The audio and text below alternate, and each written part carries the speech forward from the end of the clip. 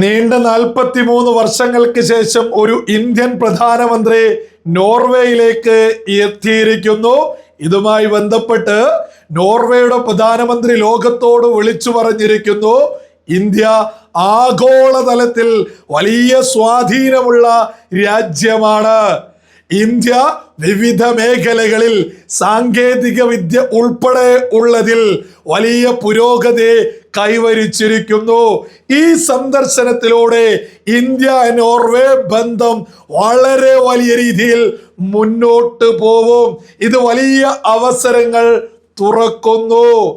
ഒരു യൂറോപ്യൻ രാജ്യത്തിന്റെ പ്രധാനമന്ത്രി നമ്മുടെ രാജ്യവുമായിട്ടുള്ള ബന്ധത്തെ ഇതുപോലെ അഭിമാനത്തോടെ വിളിച്ചു പറയുന്ന ഒരു കാലത്തേക്ക് നമ്മുടെ രാജ്യത്തെ നമ്മുടെ പ്രധാനമന്ത്രി നരേന്ദ്രമോദി വളർത്തി എന്നുള്ളത് സകല ഭാരതീയരും അഭിമാനത്തോടു കൂടി തന്നെ തിരിച്ചറിഞ്ഞോളൂ.